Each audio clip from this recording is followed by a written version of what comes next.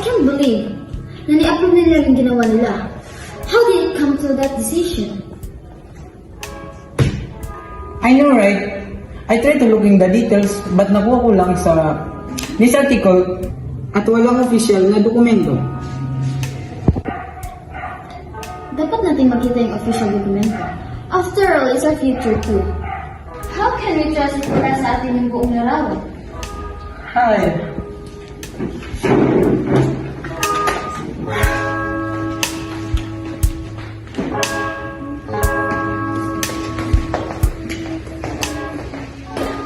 Good morning, sir. Gusto po namin ma-access ang official records about the new infrastructure project. Yung ibang pumupunta dito, hindi na yung tinatanong. But you have the right to know. Wait, let me guide you.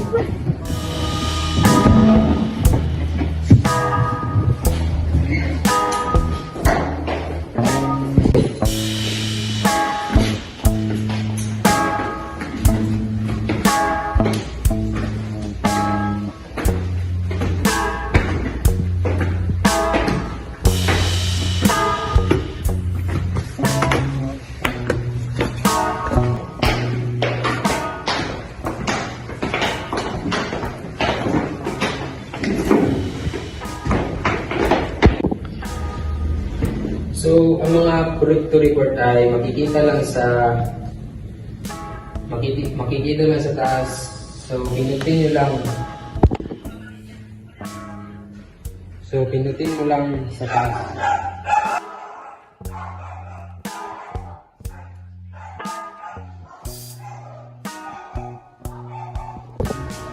So, naglalang ito ng transaction, decision, and research data to prove the project.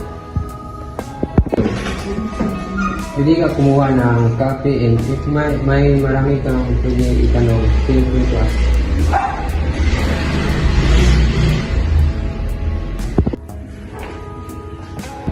We can actually access this.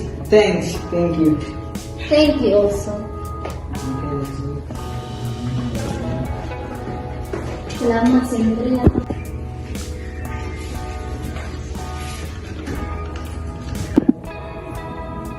They considered the environmental impact but didn't account for local community input. Kaya pala ang mga Pilipino ay galit. See? This is why it's so important. People need to know the decisions are made. Hindi lang about sa tiwala. It's about being a part of this process. It's feel empowering, right? Knowing we can actually make informed decision. These are right.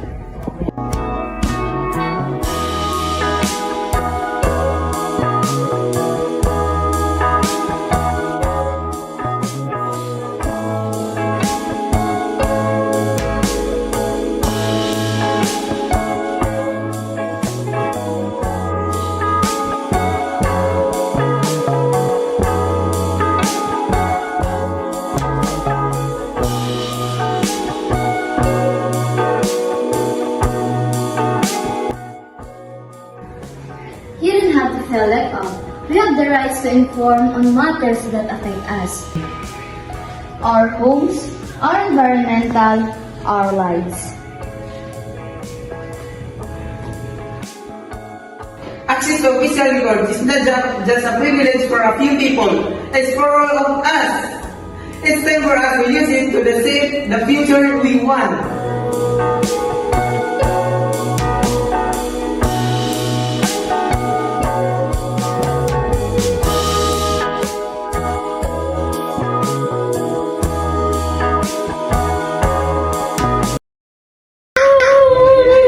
I can do this anymore. I'm so tired.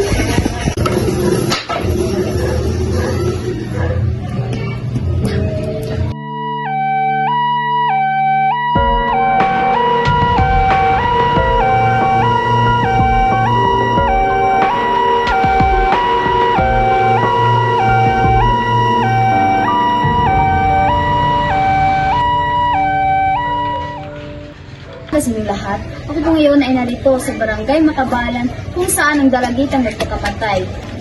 Ayon sa kanyang pamilya, ang dami ng problema na dinala ang biktima. What's happening to our barangay? Why did you do that to yourself?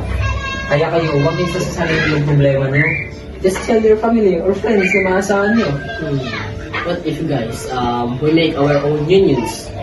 It is possible to make unions, you know? Of course, Antonio, as long as hindi ito labag sa batas. So guys, what will be the name of our rooms? Mental health warriors. Oh, it's kind of cringe.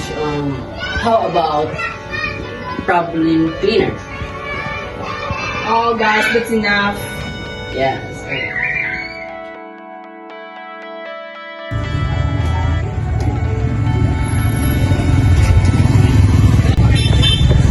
Yogurt, what you doing outside?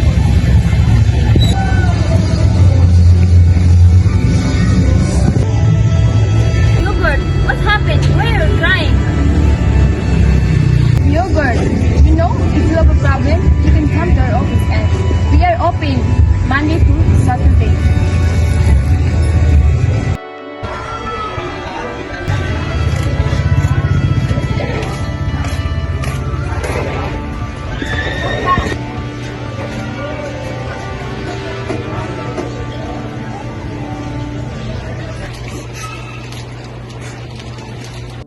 Oh, yeah, ba't ka umiiyak? Bakit ka umiiyak? Ano ang nangyari sa'yo?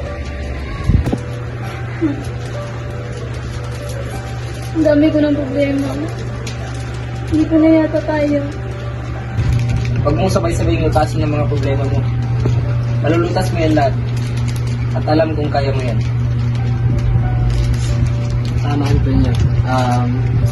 Don't fix it all together. Fix it one by one so it will be easier.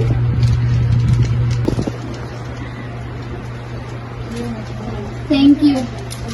Gawin ko na talagang tip niyo. Salamat talaga. Kailangan. Tapos pinakalasan niyo,